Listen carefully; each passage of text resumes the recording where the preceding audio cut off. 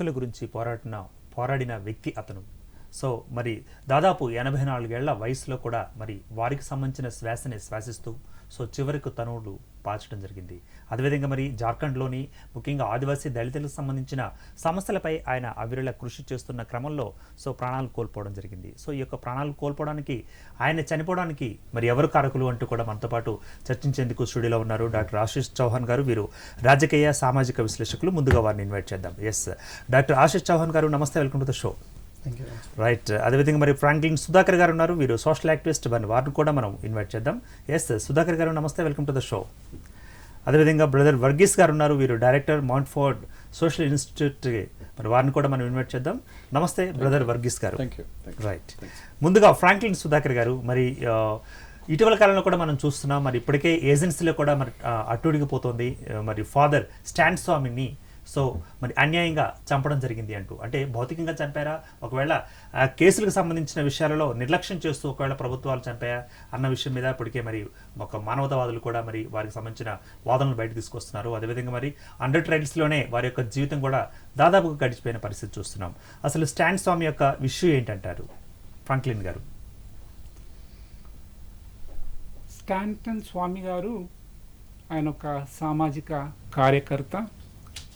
ఆయన వ్యక్తిగత స్వరూపం చూపించినప్పుడు ఎంత ఫీబుల్గా, ఎంత బక్కగా పలచగా ఉన్నాడో అంతే సింపుల్గా ఆయన ఆదివాసీల హక్కుల కోసం, వారి భూ యాజమాన్య హక్కుల పరిరక్షణ కోసం చాలా గట్టిగా ప్రయత్నం చేశాడు. చాలా గట్టిగా ప్రయత్నమే చేయలే, అది తన ఊపిరిలో బిగించుకొని ఆదివాసీల హక్కుల కోసం పోరాడడం జరిగింది.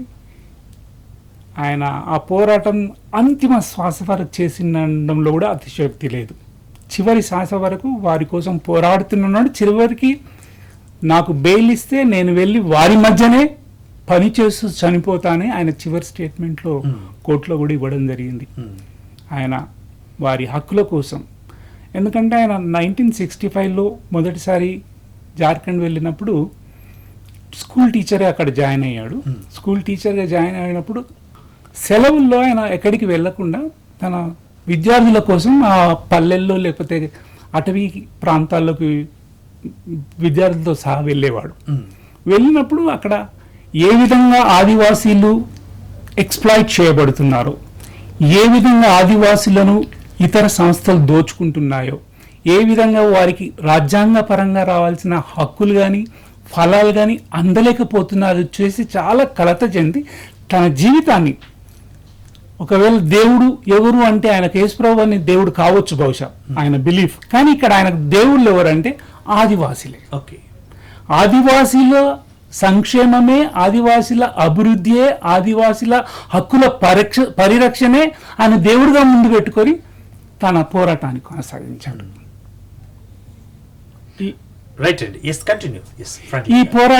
ఈ పోరాట క్రమంలో లేకపోతే ఆయన పోరాటం చేసిందని కూడా చెప్పడం కాదు, కానీ ఆయన చేసిన పని ఏంటంటే ఆదివాసుల హక్కుల పరిరక్షణ ఒకటైతే, ఆదివాసీల భూ యాజమాన్య హక్కు పరిరక్షణ కోసం కూడా పాటుపడ్డాడు.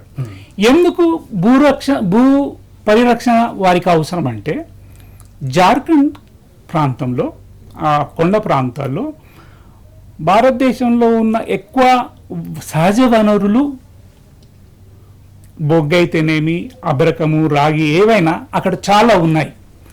ఈ ఆదివాసీల భూమి వీరిదైనప్పుడు దీన్ని ప్రొక్యూర్ చేయడానికి గవర్నమెంట్ సంస్థలే కానీ ఇండస్ట్రీసే కానీ ముందుకు రావడంలో కొన్ని సమతా కేసులో సుప్రీంకోర్టు ఇచ్చిన 1996 సుప్రీంకోర్టు ఇచ్చిన గైడ్ లైన్స్ పాటించకపోవడం, పేసా చట్టాన్ని కూడా పాటించకపోవడం, ఫిఫ్త్ ఆర్ సిక్స్త్ షెడ్యూల్ యొక్క సూచనలను కూడా పాటించకుండా ఆదివాసీలకు సంబంధించిన ఏవి రావాలో అవి రాకుండా వీరు లాభపడడంతో గ్రాస్గా అంటే పూర్తిగా ఆదివాసీలు కూడా ఆ హక్కులు తెలియలేకుండా పోయినాయి. తెలియకుండా వారు దోచుకున్నబడుతున్న విధానానికి ఈయన ఆకర్షితుడై వీళ్ళ హక్కుల పరిరక్షణే, వీరి అభివృద్ధి అని నాకు దేవుడు అని చెప్పి తనకు తాను సమర్పించుకొని వాళ్ళ కోసం పనిచేయబట్టాడు. 65లో పోయాడంటే ఒక 10 years మాత్రం మళ్ళీ బెంగళూరులో వెళ్ళి ఇండియన్ ఇన్స్టిట్యూట్ సోషల్ రీసెర్చ్లో పనిచేసి తిరిగి మళ్ళీ జార్ఖండ్కి వచ్చాడు ప్రీ స్థాయిలో. వచ్చి ఈ హక్కుల కోసం పోరాడాడు. ఇక్కడ ఏం జరిగిందంటే పతల్గడి మూవ్మెంట్ అనేది కుంతి జిల్లా పరిసర ప్రాంతాల్లో మొదలైంది. ఓకే.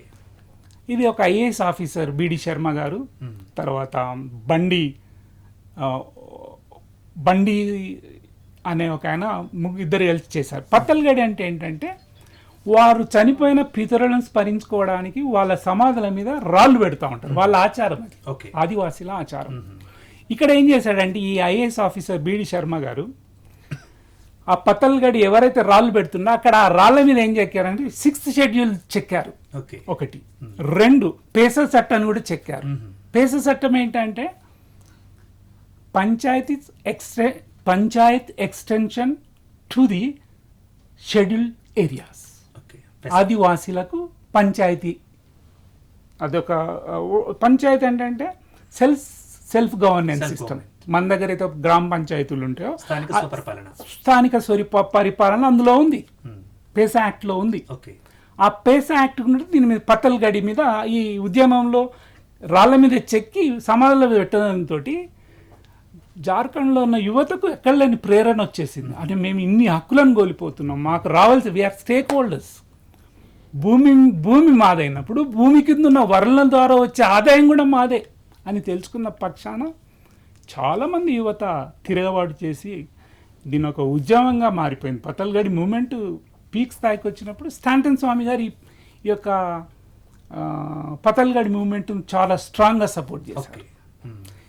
ఇదంతా ఏమైందంటే ఇండస్ట్రియలిస్టిక్ కానీ ఎవరైతే ఈ అడవికి సంబంధించిన వనరులను దోచుకుంటున్నారో వాళ్లకు కోపం వచ్చింది. ఆ వర్గాల కోపం వచ్చి వీరిని తప్పిస్తే కానీ మా దోపిడీ, మా స్వార్థము లేకపోతే మా పరిశ్రమ లేకపోతే మా వ్యాపారం ఆగదు అనుకొని ఈయనను కేసులో ఇరికించడం. అది ఆయన ఏనాడు కొరాంకి వెళ్ళకున్నా 1st జనవరి 2019లో అక్కడ కొరేగాం అల్లర్లో ఈయన కూడా ప్రధాన నిందితుడని ఆయనను యూపీ అంటే అన్లాఫుల్ యాక్టివిటీ ప్రివెన్షన్ యాక్ట్ కింద అరెస్ట్ చేస్తారు. ఉపా చట్టం కింద అరెస్ట్ చేస్తారు. ఉపా చట్టం కింద అరెస్ట్ చేస్తే బెయిల్ దొరకడం చాలా కష్టం. Right sir. Doctor Ashish Chauhan గారు, మీరు స్పందించండి. మరి మీరు పొలిటికల్గా అదేవిధంగా మరి సోషలికల్గా అనలిస్ట్గా ఉన్నారు. మరి వీరి యొక్క స్టాంటన్ స్వామి గారి యొక్క మరి విశేషాలను ఫ్రాంక్లిన్ సుధాకర్ గారు చెప్పడం జరిగింది. వారు ఏ విధంగా ఫైట్ చేశారు కూడా చెప్పడం జరిగింది. సో మరి వీరు చనిపోయిన నాటికి వారి యొక్క పరిస్థితి ఎలా ఉంది, ఉద్యమం ఎలా ఉంది? ఫాదర్ స్టాన్ స్వామి సార్ గురించి మాట్లాడాలి. అది ఒక థింగ్ అర్థం చేసుకోవాలి. ఈజ్ అక్టోబర్ 2020లో ఇది అరెస్ట్ జరిగింది. ఓకే. 84 years old ఫాదర్ అంత పెద్ద టెర్రరిస్ట్ క్రిమినల్కి బెయిల్ అసలు పాసిబుల్ లేదు. అది మేము అందరు చూడాలి. ఇట్స్ ఫైనల్గా వి ఆల్ రెస్పెక్ట్ ఆ judiciary, but leaving completely everything on judiciary, mass silence, is it right or wrong, is important. What is democracy? Democracy is for the people, by the people, and of the people. If people become silent, then నాకు బాగా దుఃఖం ఉంది. Okay. ఇప్పుడు ఏమైంది, కొద్దిగా అటు ఇటు మాట్లాడితే we are scared. Sedition cases. So కొద్దిగా we all know it very well. ఇదికి ముందు ఫేస్బుక్ ఆర్ సోషల్ మీడియాలో ఏదైనా మీరు పెట్టుకునండి, ఎస్ ఎక్కడైనా we all have to be responsible about our act. But every time we have to think లేదు that even section 66A కూడా ఉంది.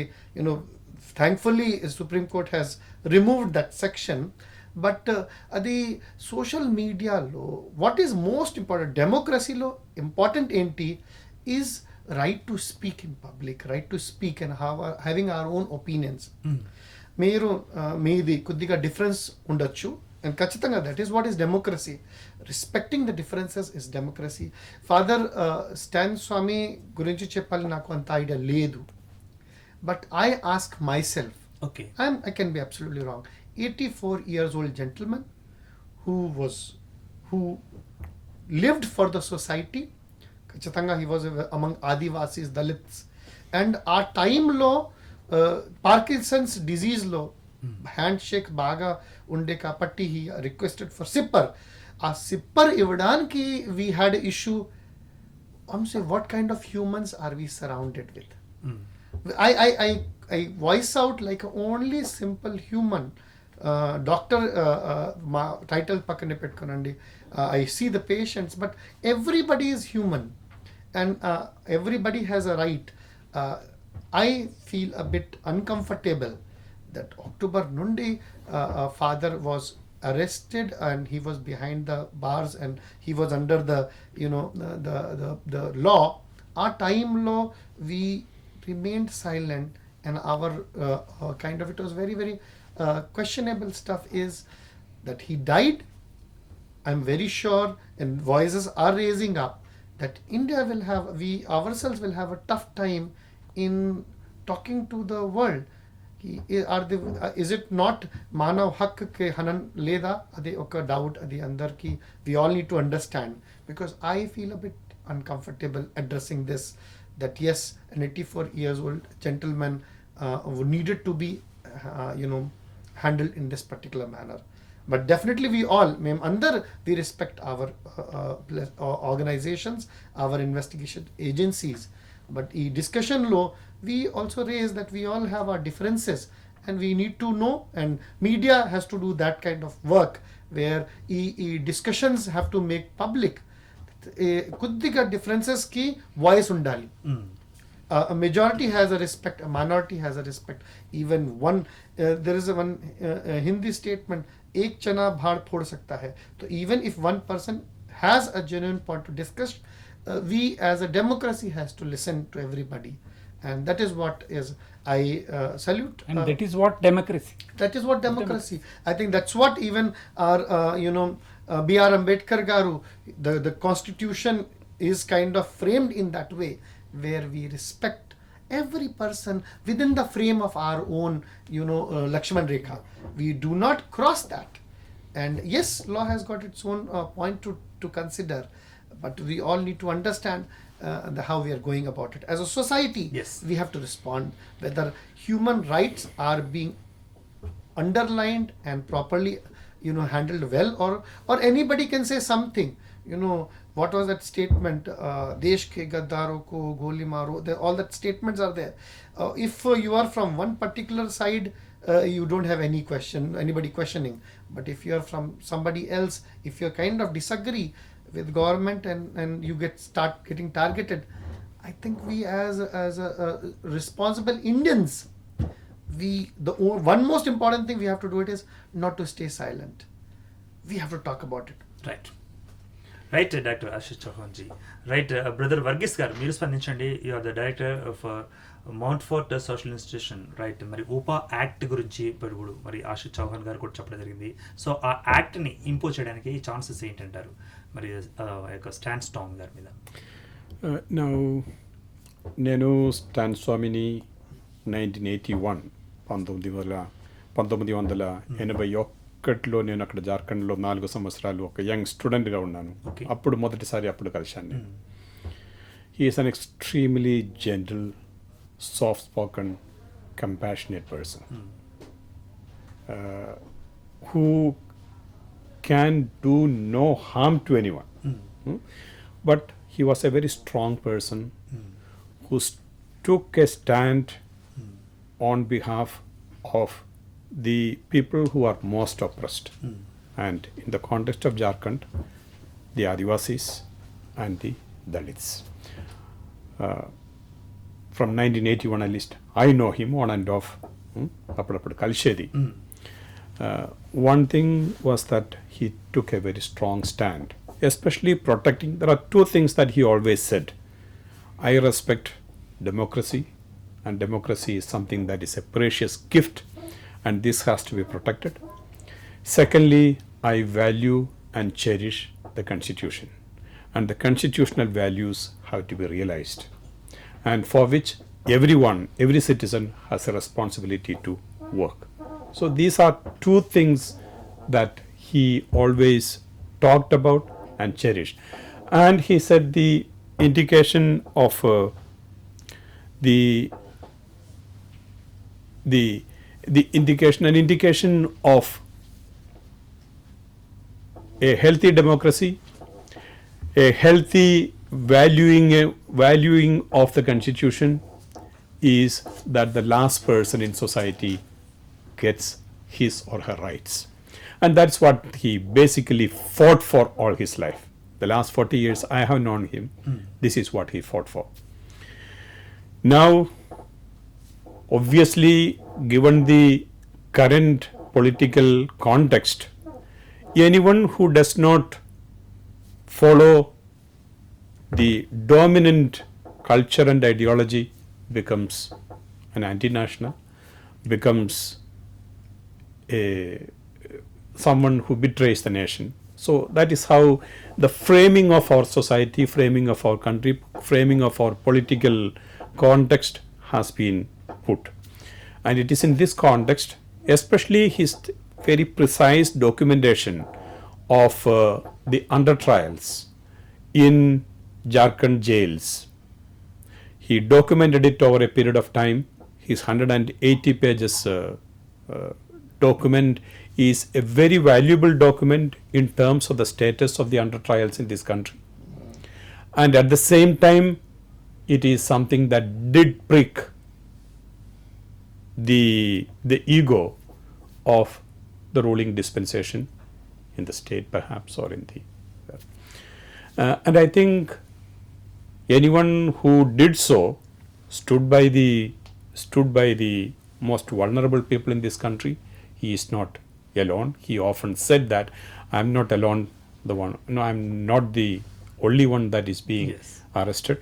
There are so many others that are being arrested. Young people being arrested. So this is happening in the society. అదే మాట కూడా చెప్పారు. yeah. I am part of the game. I am ready to pay the price. Yes. Okay. So the father గారు అది idea clear cut గా ఉంది. ఎప్పుడు I would want to quote అది సీతారాం యెచూరి గారు ఇప్పుడు చెప్పారు ఇది గురించి నిన్న వచ్చింది. I'm deeply pained and outraged at the death of Father Stan Swami. Okay. A Jesuit priest and social activist, he tirelessly helped the marginalized draconian UAPA custody inhuman treatment since October 2020 with no charge established. Accountability must be fixed for this murder in custody. Unquote, Sitaram Yechuri, CPIM.